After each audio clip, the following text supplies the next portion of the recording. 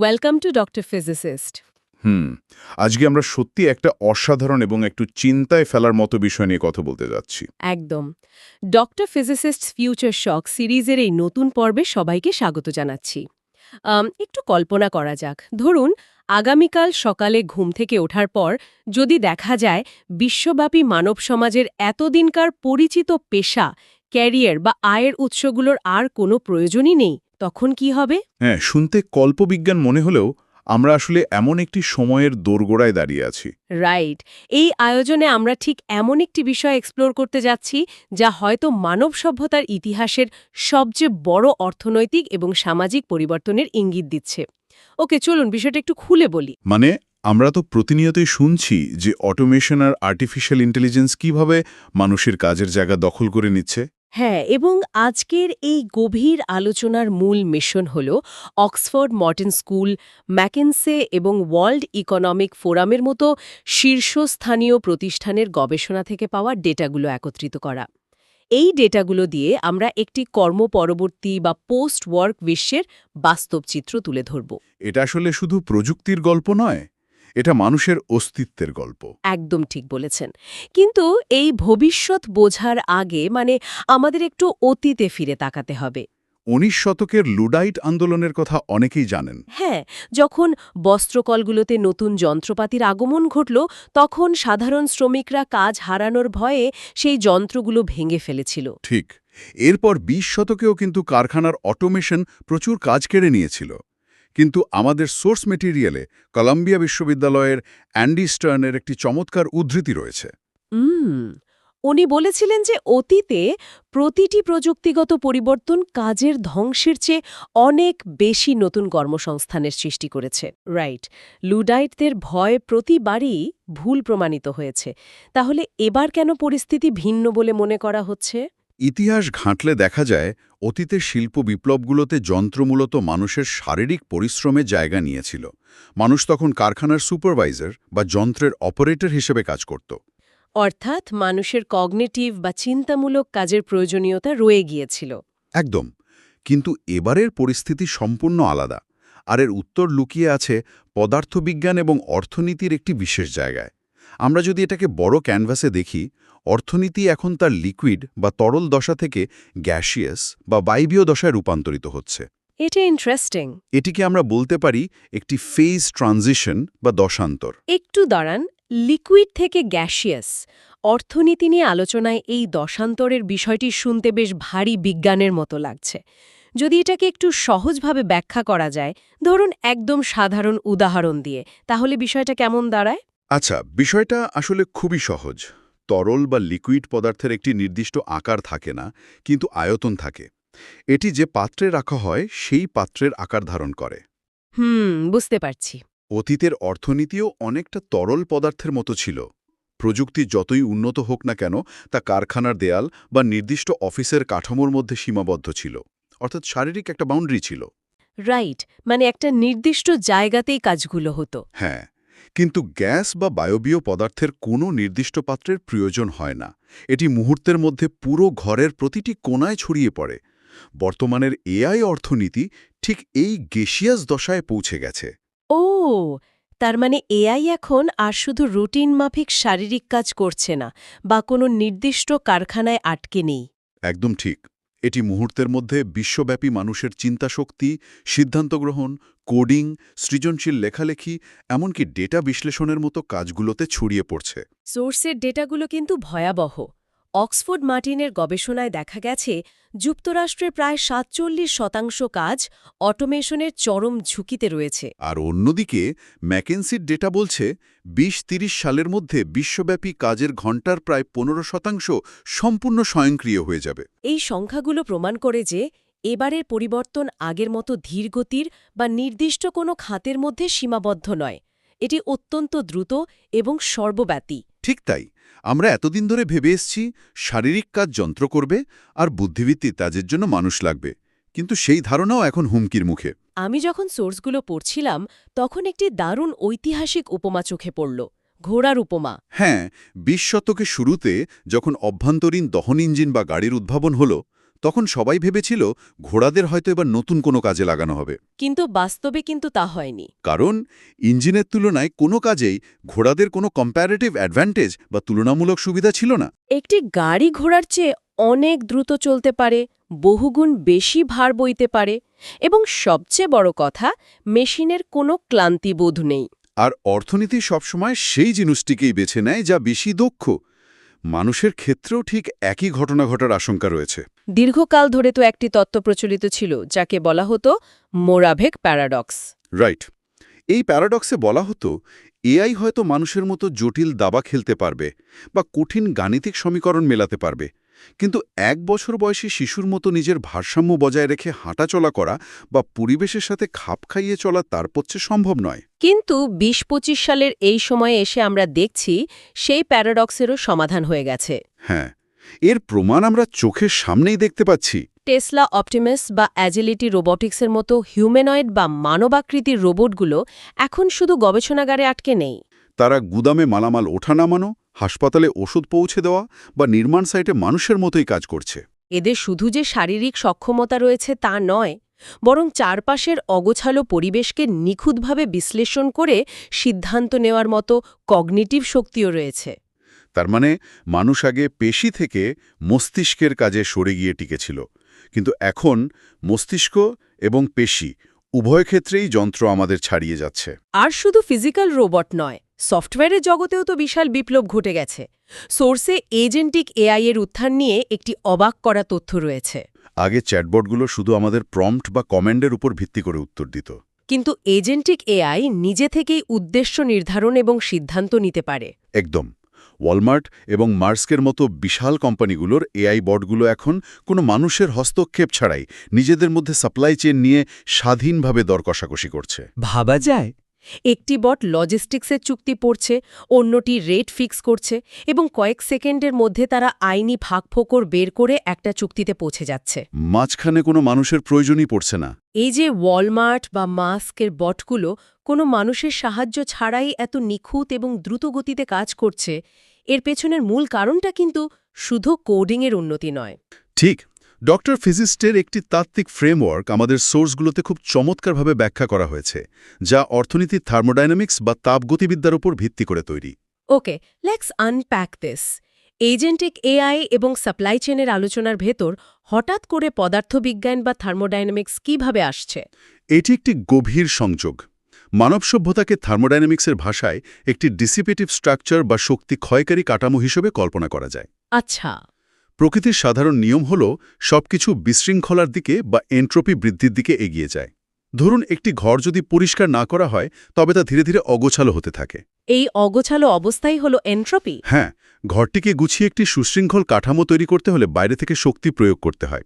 হাজার হাজার বছর ধরে মানুষই ছিল এই শক্তির মূল চালিকা শক্তি। বিশৃঙ্খলা কমিয়ে সভ্যতা গড়েছি।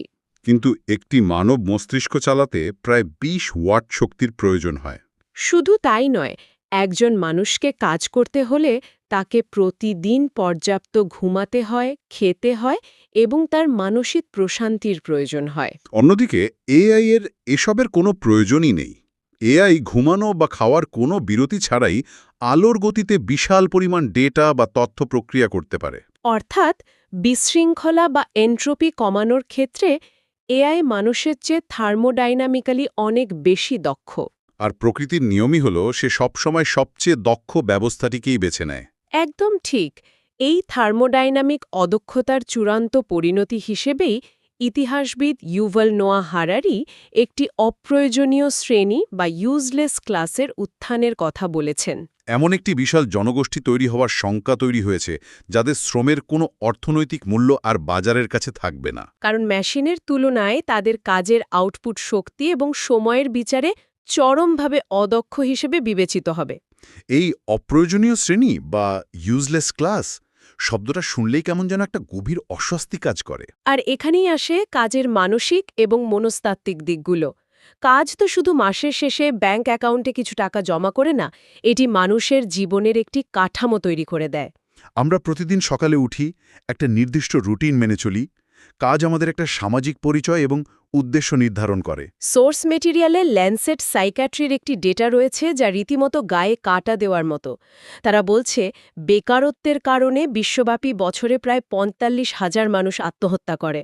একটি কাজ চলে যাওয়া মানে শুধু আয়ের উৎস বন্ধ হওয়া নয়, এটি মানুষের আত্মমর্যাদা এবং সামাজিক নেটওয়ার্কের উপর এক ভয়ানক আঘাত।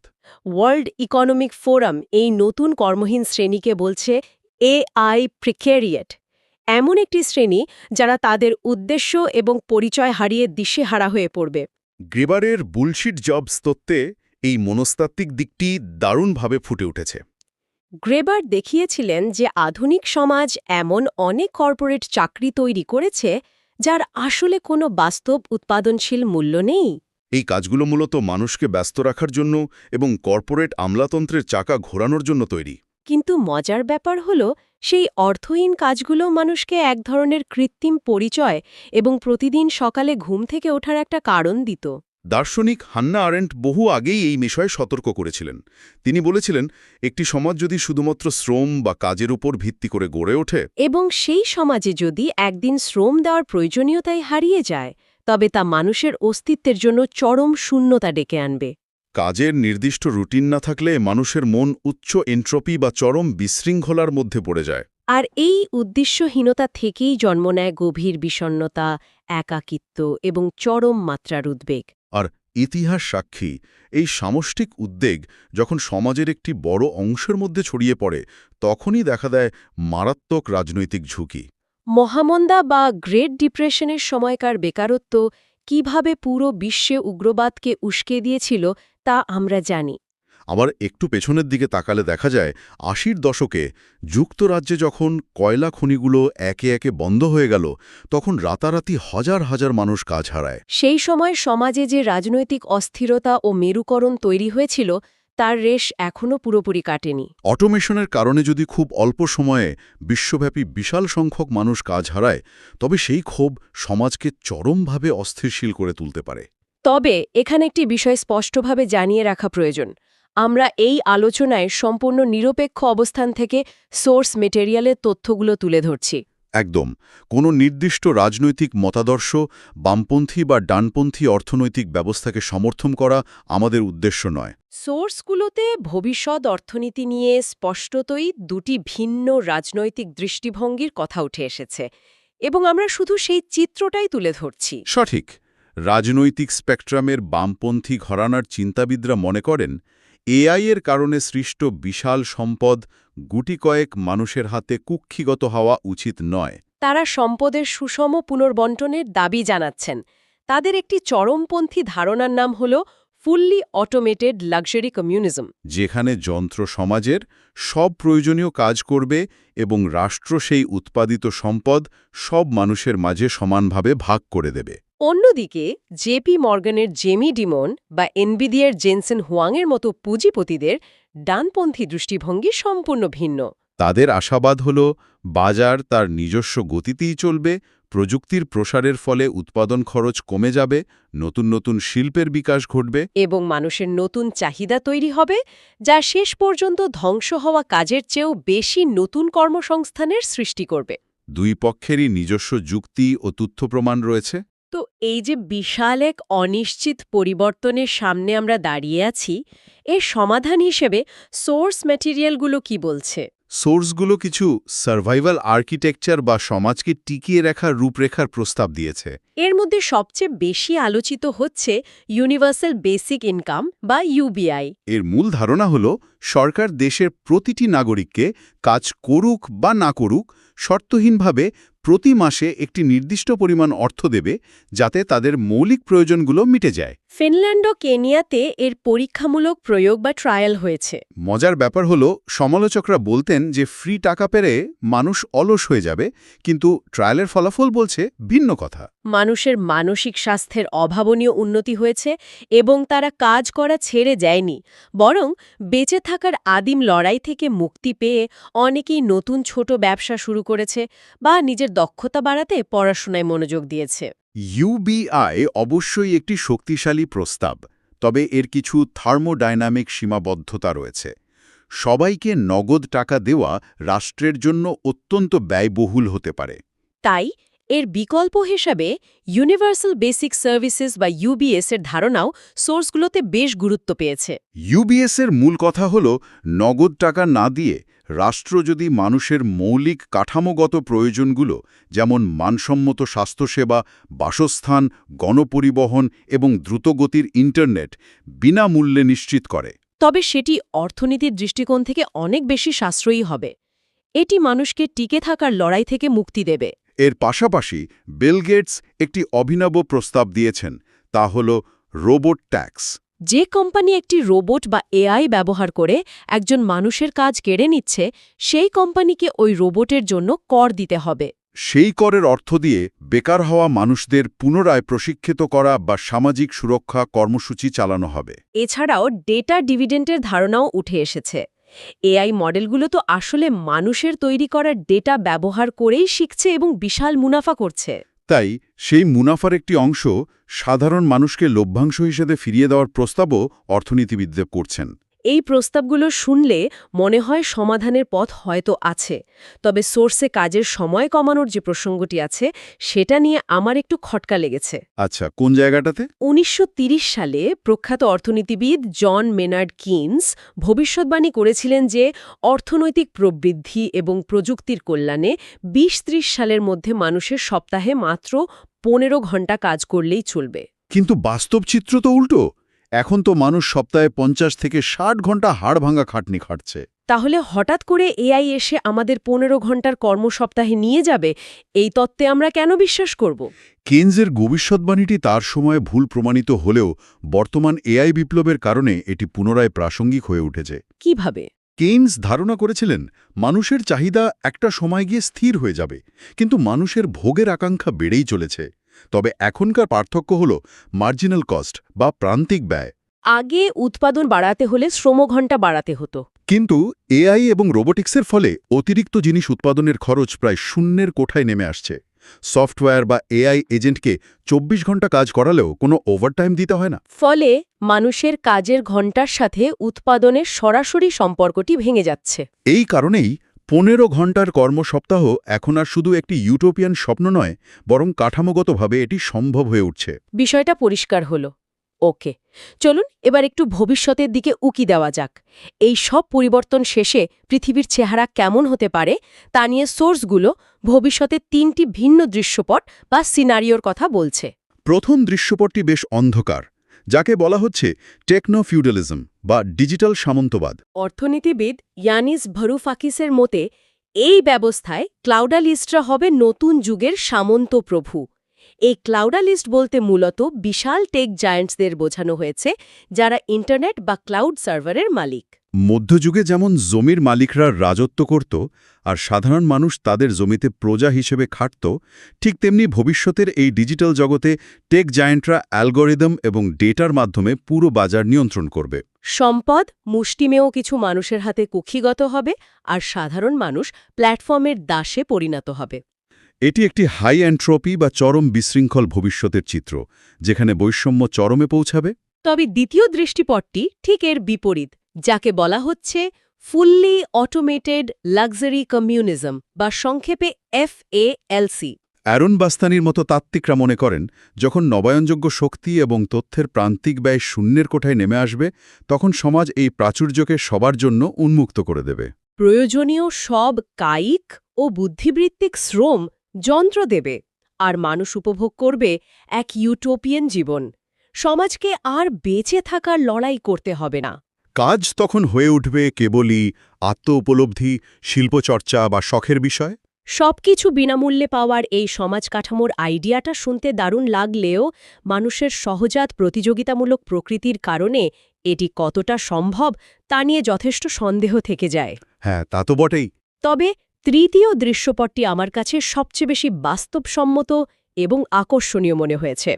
এটি হল সোলা পাঙ্ক বা প্যাশন ইকোনমি। এই ব্যবস্থায় সমাজ পরিচালিত হবে পৃথিবীর সম্পদের ধারণ ক্ষমতার উপর ভিত্তি করে, নিছক অনন্ত অর্থনৈতিক প্রবৃদ্ধির অন্ধ দৌড়ে নয়। যন্ত্র যখন আমাদের দৈনন্দিন বিরক্তিকর কাজগুলো করে দেবে, তখন মানুষ আবার প্রকৃতির কাছাকাছি ফিরে যাবে। স্থানীয়ভাবে খাদ্য উৎপাদন, কারুশিল্প, একে অপরের যত্ন নেওয়া এবং একটি শক্তিশালী কমিউনিটি বা সম্প্রদায় গড়ে তোলাই হবে এই সমাজের মূল চালিকা শক্তি। এ মানুষ শুধু ভোগের জন্য নয়, বরং সৃষ্টির আনন্দে কাজ করবে। এই তিনটি দৃশ্যপটই আমাদের জন্য এক ধরনের সিগন্যাল বা সংকেত। আমরা কোন ভবিষ্যতের দিকে এগিয়ে যাব তা নির্ভর করছে আজ আমরা শিক্ষা, নীতি নির্ধারণ এবং সম্পদ বণ্টনের ক্ষেত্রে কী সিদ্ধান্ত নিচ্ছি তার উপর। পুরো আলোচনার একেবারে শেষ পর্যায়ে আমরা চলে এসেছি। ম্যাকেনজি বা ওয়ার্ল্ড ইকোনমিক ফোরামের বিশাল ডেটা এবং পরিসংখ্যান যাই বলুক না কেন, পরিশেষে একটি বিষয় পরিষ্কার। কাজ হারিয়ে যাওয়ার এই বিষয়টি শুধু প্রযুক্তিগত কোনো পরিসংখ্যান বা কোম্পানির ব্যালেন্স শিটের হিসাব নয়। এটি একটি গভীর মানবিক সংকট এবং একই সাথে এক বিশাল সুযোগ। সমাজ কিভাবে এই পরিবর্তনকে গ্রহণ করবে সেটাই নির্ধারণ করবে আমাদের ভবিষ্যৎ। আমাদের চারপাশে একটু খেয়াল করলে দেখা যায় মানুষ তার পেশা দিয়ে নিজেকে সংজ্ঞায়িত করতে ভালোবাসে। পেশাগত পরিচয়ের আড়ালে থাকা সেই সত্তাকে অনুধাবন করা এখন আগের যে কোনো সময়ের চেয়ে অনেক বেশি জরুরি। কারণ আগামী দিনের ক্যারিয়ার বা জীবন দর্শন সাজাতে এই বোধটাই সবচেয়ে বড় ভূমিকা রাখবে। আজকের আলোচনা আমি এখানেই গুটিয়ে নিচ্ছি। তবে যাওয়ার আগে পুরো বিষয়টি নিয়ে গভীরভাবে ভাবার জন্য শেষ একটি বিষয় আপনাদের সামনে তুলে ধরার জন্য ফ্লোর ছেড়ে দিচ্ছি। আজকের এই দীর্ঘ আলোচনার পর সোর্স মেটেরিয়াল থেকে অনুপ্রাণিত হয়ে একটি সম্পূর্ণ নতুন এবং ভাবনার উদ্রেককারী বিষয় দিয়ে শেষ করতে চাই। অবশ্যই। সমাজবিজ্ঞানী থরস্টেইন ভেবলেনের theory of the leisure class বইটির কথা অনেকেই জানেন। সেখানে বলা হয়েছিল যে কাজ না করা বা অফুরন্ত অবসর থাকাটাই হলো সমাজে স্ট্যাটাস বা মর্যাদার প্রতীক। রাইট। কিন্তু একটু চিন্তা করে দেখুন, ভবিষ্যতের স্বয়ংক্রিয় প্রাচুর্যের বিশ্বে এই সমীকরণটা হয়তো একেবারেই উল্টে যাবে, যাকে আমরা বলতে পারি ভেবলেন্স ইনভার্সন বা ভেবলেনের বিপরীত তত্ত্ব। চমৎকার একটি দৃষ্টিভঙ্গি। এমন একটি বিশ্ব যেখানে এআই এবং যন্ত্র চোখের পলকে সব কাজ করতে পারে, সেখানে সবচেয়ে বড় বিলাসিতা বা স্ট্যাটাস সিম্বল হয়তো কোনো দামি গাড়ি বা অঢেল অবসর সময় হবে না। কারণ অবসর তখন সবারই থাকবে। ঠিক ধরেছেন, বরং সবচেয়ে বড় স্ট্যাটাস হবে এমন একটি কাজ পাওয়া যা করার জন্য অন্য কোনো মানুষ বা সমাজ সত্যিই কাউকে প্রয়োজন মনে করে। যখন মেশিনের কাছে সবকিছুর নিখুঁত সমাধান থাকবে, তখন অন্য একজন মানুষের কাছে প্রয়োজনীয় হয়ে থাকপারেই কি হয়ে উঠবে মানুষের চূড়ান্ত বিলাসিতা।